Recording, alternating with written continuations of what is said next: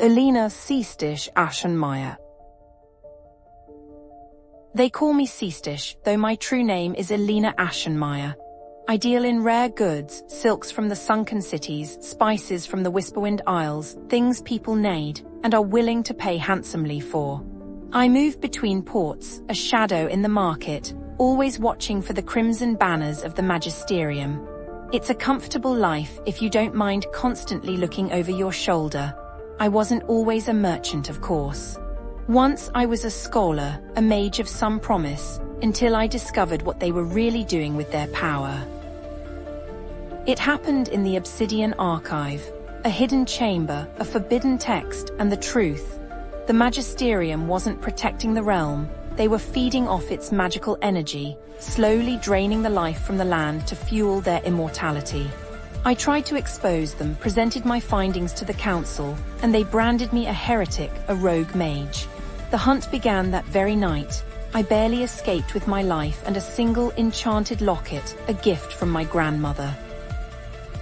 Running wasn't enough. I couldn't just disappear and let them continue their depredations. I needed to find proof, something concrete to show the world what they were doing. That meant seeking out Old Man Tiber, a smuggler with contacts in every port, a man who knew where secrets were buried. He's unpleasant, but he's my best chance. I've just received word he requires a favor in exchange for information. A dangerous one, involving a relic stolen from a temple of the silent gods. I'm going to do it. Tiber wasn't kidding about dangerous. The temple guardians weren't silent and they weren't pleased to see me. I barely escaped with the Sunstone, a gem radiating ancient power.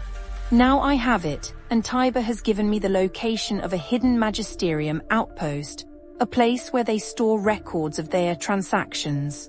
I've allied with a disgraced knight, Sir Kalen, haunted by a past failure. He offers protection and a surprisingly dry wit. The outpost wasn't what I expected. It wasn't a fortress, but a seemingly abandoned monastery. Inside, the records were encrypted, not with magic but with music, complex, haunting melodies that rearranged themselves constantly. It requires a specific instrument, a lunar harp, rumored to be held by a reclusive sea witch, Maris. Kalen believes this is a trap, that Maris is working with the magisterium. I'm not so sure, but I have a feeling this is a turning point. Maris wasn't a collaborator, but she wasn't exactly helpful either. The lunar harp came at a price, a memory.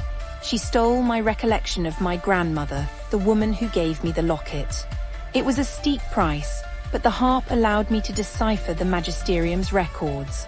I discovered they aren't just draining the land's magic. They're planning a ritual to sever the realm's connection to the spirit world entirely, making themselves gods. I tried to warn Kalen, but he's shaken, questioning my judgment, convinced I'm being manipulated. He's leaving. I've lost my ally. Alone, I can't stop them. I need to find a way to rally support, to expose the truth before it's too late.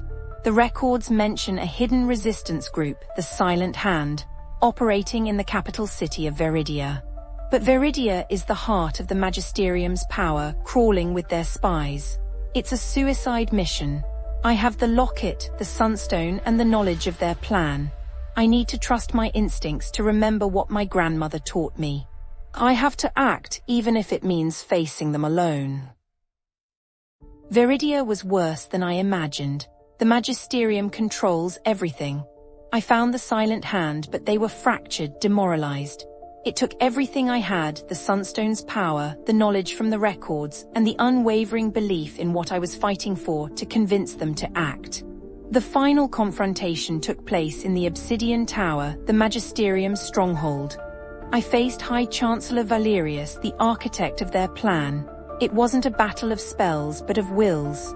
He offered me power, a place at his side.